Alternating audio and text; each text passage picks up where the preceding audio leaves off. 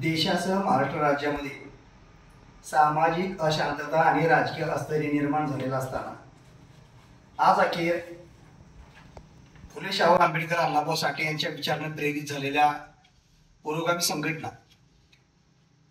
आपलं अस्तित्व वंचित आणि पीडित घटकांना देत संविधानिक कार्यरत आहे। विश्वरत्न परमपूज्य डॉक्टर बाबासाहेब आंबेडकरांच्या महापरिनिर्वाणानंतर कर्मवीर दादासाहेब गायकवाड आणि कर्मवीर दादासाहेब गायकवाडांच्या निर्वाणानंतर माजी राज्यपाल, माजी विधान परिषद उपसभापती, माजी विधान परिषद सभापती दिवंगत रासू गवई तथा दादासाहेब गवईंनी Republican party of India original पक्षाची अध्यक्षपदी, राज्याध्यक्षपदी, राष्ट्रीय अध्यक्ष म्हणून धुरा सक्षमपणे सांभाळली। दादासाहेब गवईंच्या निर्वाणानंतर त्यांचे सुपुत्र माननीय डॉक्टर राजेंद्र गवई साहेब हे रिपब्लिकन पार्टी ऑफ इंडियाची महाराष्ट्र राज्याची धुरा सक्षमपणे सांभाळत आहेत। सातारा जिल्ह्यामध्ये या पक्षाची अश्वगतीनं घोडदौड चालू असताना नुकत्याच झालेल्या लोकसभा निवडणुकीमध्ये याच पक्षाच्या उमेदवारांनी 37,062 मतदान मिळवून सातारा जिल्ह्यामध्ये किंवा सातारा लोकसभा मतदारसंघामध्ये किंगमेकरची भूमिका बजावली। होऊ घातलेल्या विधानसभेमध्ये सुद्धा वंचित बहुजन आघाडीची चर्चा करून त्यांच्या अधिकृत चिन्हावरती आरपीआयने निवडणूक लढवली। म्हणजे एकंदरीत या ओरिजिनल पक्षामध्ये लढणं आम्हाला मान्य आहे, रडणं आम्हाला मान्य नाही, हे वाक्य ब्रीद वाक्य अधोरेखित झालेलं आहे। कारण रडत बसण्यापेक्षा लढून आपले हक्क हिसकावून घ्यायचे, मागून घ्यायचे, ही भूमिका नेहमीच रिपब्लिकन पार्टी ऑफ इंडियाने घेतलेली आहे। सातारा जिल्ह्यामध्ये जिल्हाध्यक्ष म्हणून काम करत असताना मी माझ्यासोबत जिल्हा महासचिव सुभाषजी मोरे, जिल्हा युवक अध्यक्ष विशाभाऊ कांबळे, महिला आघाडी जिल्हाध्यक्षा रेखाताई शेट्टी आणि विद्यार्थी आघाडी जिल्हाध्यक्ष पत्रकार आशुतोष वाघमोडे सर्वजणच कार्यरत असताना अगदी तिसरा भीम फेस्टिवल हा तोंडावर आले। म्हणजे आज तारीख किती विशाभाऊ? 6, आज 7 तारीख आणि 14 तारखेला भीम फेस्टिवल, हा तिसरा भीम फेस्टिवल गांधी मैदानावरती दिमागात साजरा केला जाणार आहे। आणि त्याच दिवशी एक अनोखी बातमी भेटणार आहे। त्या बातमीच्या अनुषंगानेही काही संविधानिक ठराव मंजूर केले जाणार आहे।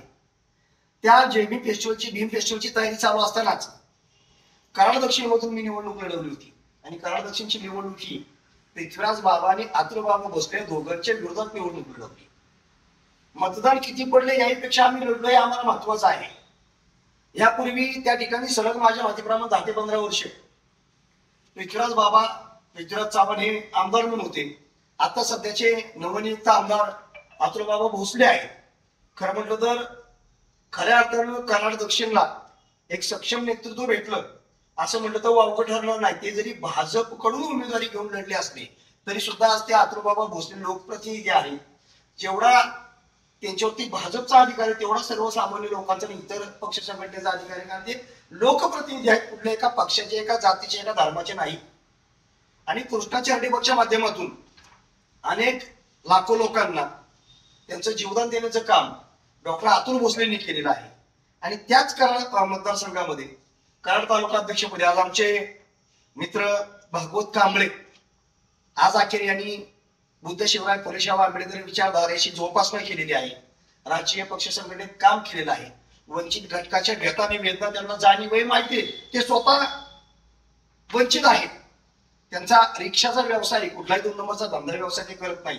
रिक्षाचा व्यवसाय मात्र सामाजिक जाणीवेचं भान असल्यामुळे चळवळीशी ते निगडीत आहे। आणि 8-10 दिवसापूर्वी त्यांचा मला फोन आला, मला त्यांनी सांगितलं की साहेब मला रिपब्लिकन पार्टी ऑफ इंडियामध्ये काम करायचं आहे, तुमच्यासोबत काम करायचं, तुम्ही निवडणूक लढवली, लढणं हे तुमच्या रक्तात आहे, त्यामुळे मला आपल्यासोबत काम करायचंय। आणि या अनुषंगानं पश्चिम महाराष्ट्र महासचिव सन्माननीय चंद्रकांत कांबळे यांच्याशी साधकबाधक चर्चा केली। जिल्हा महासचिव, युवक जिल्हाध्यक्ष, महिला आघाडी जिल्हाध्यक्ष यांच्याशी चर्चा केली आणि एका विशिष्ट निर्णयावरती येऊन निघलो की कांबळे साहेब तुम्ही जे आतापर्यंत योगदान दिलेलं आहे चळवळीच्या माध्यमातून, या गोष्टीचा गांभीर्याने विचार करून आज 6 तारखेला मी संजय रिपब्लिकन पार्टी ऑफ इंडियाचा सातारा जिल्हाध्यक्ष, कराड तालुका अध्यक्षपदी रिपब्लिकन पार्टी ऑफ इंडियाच्या कराड तालुका अध्यक्षपदी आम्ही निवड करतोय।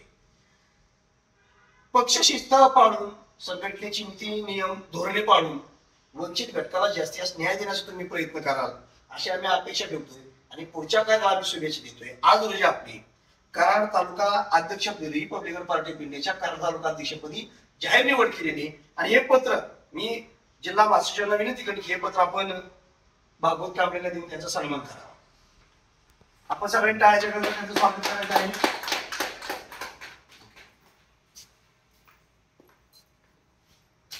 आजपासून भागवत कांबळे साहेब कराड तालुक्याची अध्यक्ष पदाची धुरा आम्ही आपल्याकडे देत आहोत. आम्हाला खात्री आहे जास्तीत जास्त लोकांच्या अडीअडचणी सोडवण्याची तुम्ही प्रयत्नशील राहाल. लोकांच्या अडीअडचणी निर्माण होणार नाही त्यासाठी तुम्ही सरकार बरोबर संघर्षामध्ये भूमिका घ्या. आम्ही आपल्याला अभिवचन देतो. आम्ही आपल्याला कधीही एकटं पाडणार नाही.